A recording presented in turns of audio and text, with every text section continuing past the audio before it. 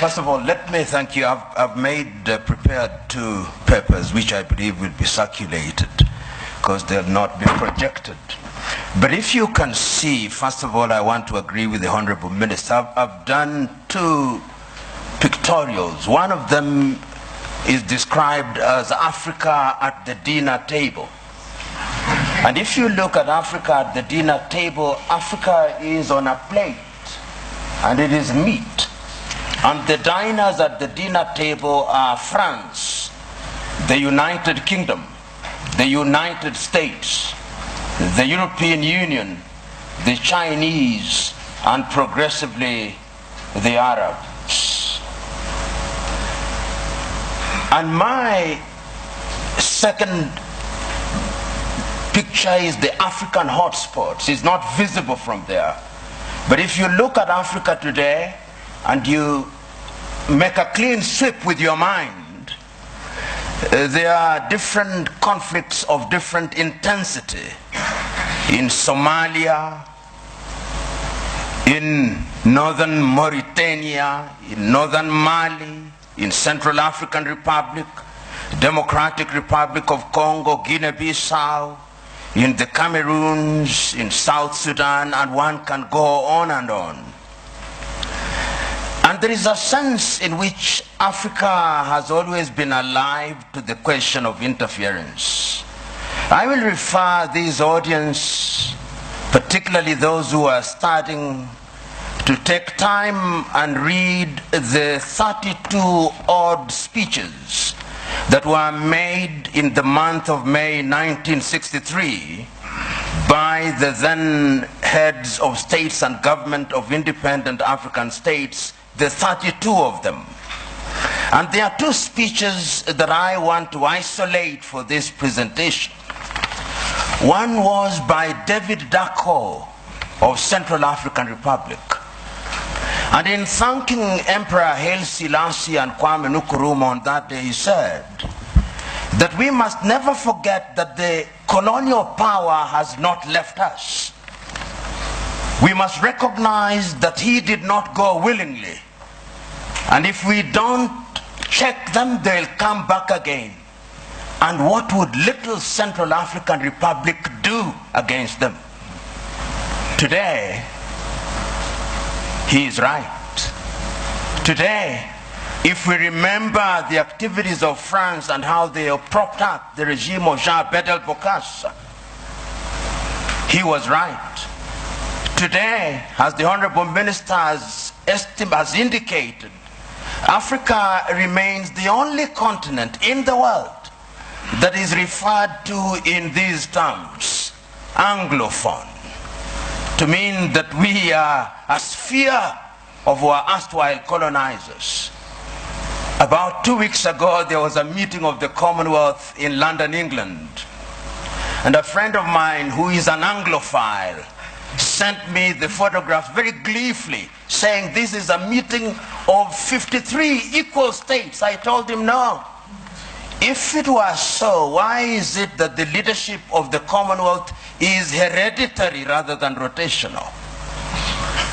In other words, in the minds of the British, her former colonies are still under her tutelage.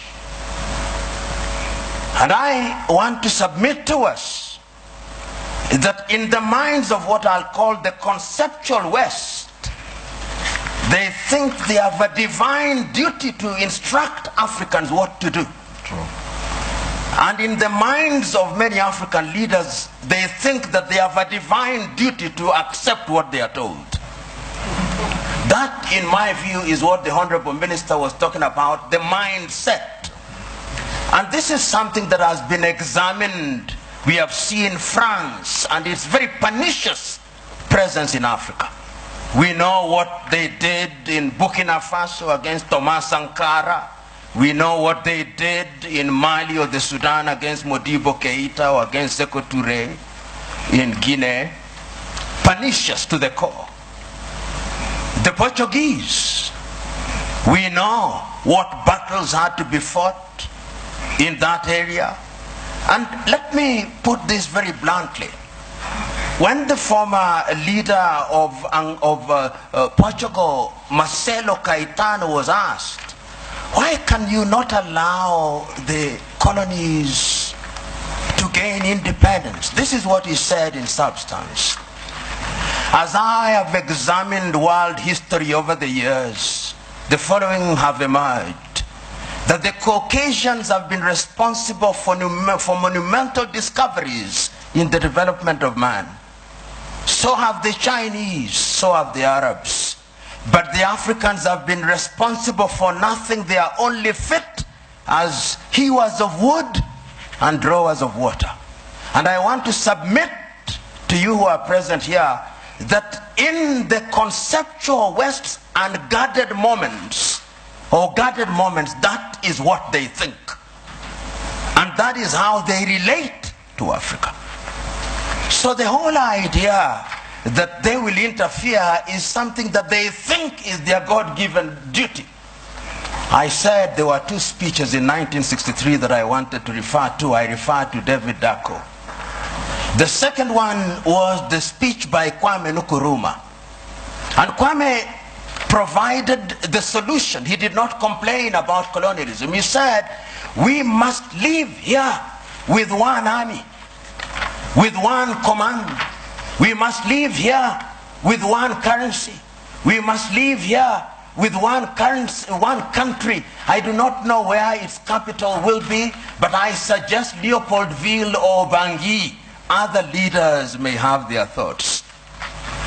Kwame was right, but who listened to him?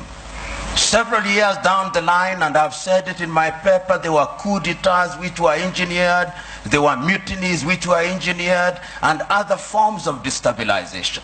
And I want to believe that the person who actually said it very well in the 1980s was the former American President Ronald Reagan. He said, the United States of America does what is in her best interest. And I agree with him.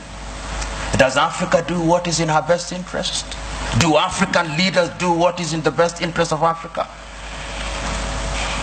Interference will be there in very blatant and brazen ways and in subtle ways. I've always asked, until very recently, how many African countries manufactured bullets? Very few. Until very recently, how many African countries, in fact, how many African countries manufacture jet fighters? How many African countries are involved in the arms industry?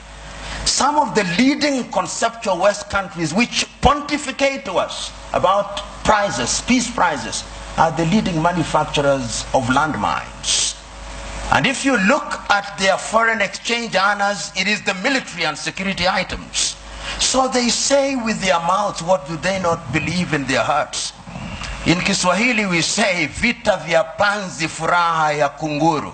That when the locusts are fighting, it is the joy of the hawk. Because when they kill each other, they get the food easily, dead.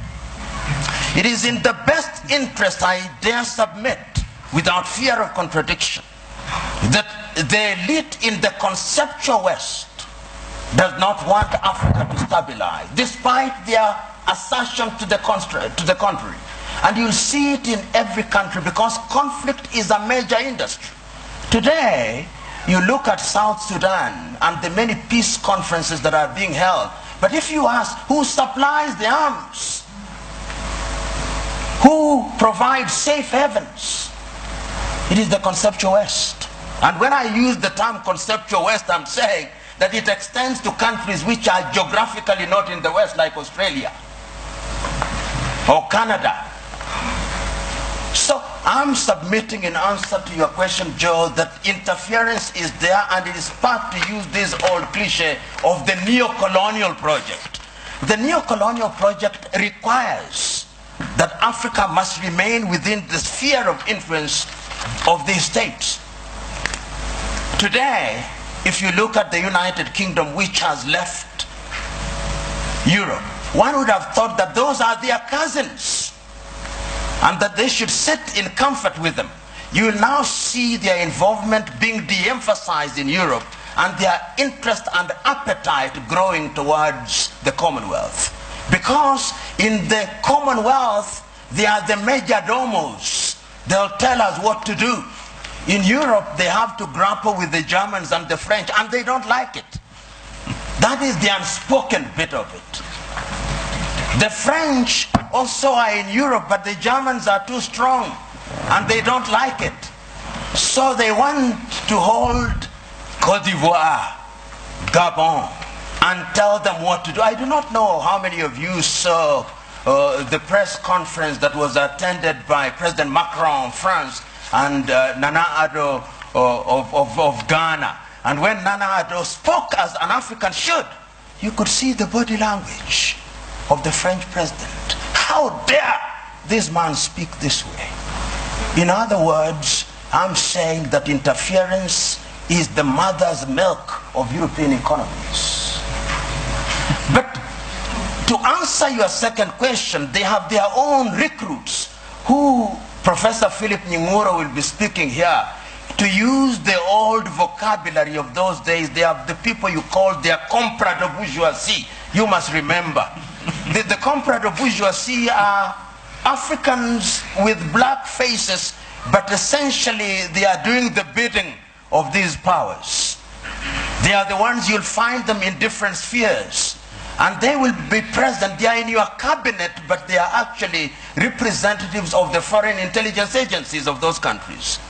We know this. If you look at the declassified papers from the United States, we now know that some of leading cabinet ministers in many African countries were working for the CIA or some Western agencies. So you are sitting in cabinet, and in these days of the mobile phone, they are possibly texting their masters in Europe and America. So interference is also exacerbated by these compras de bourgeois for their own benefits. And it has never changed, Honorable Minister. In the early days of slavery, they gave some of the chiefs mirrors and alcohol. Today, what they give them are flats in Paris or in Dubai. And that is what makes them undermine Africa. The third mode of interference is through institutions. Look at the competition as it is now. There is a new entrant into the market that is called China. China is very subtle. Many people wrote the obituary of Rwanda in 1994. 20 years down the line, it has been demonstrated that Africans can actually do it. Between 1983 and 1987, I think Thomas Sankara in Burkina Faso also demonstrated that it can be done. We saw in Somalia, despite their problem. So my prescription is African unity. Africa must now begin to negotiate initially in terms of blocks, SADC, ECOWAS, East African Community, and ultimately as African Union. And lo and behold, we must do it. And I've always said this cliche. We must do it, because if we don't do it, we will be done. Thank you.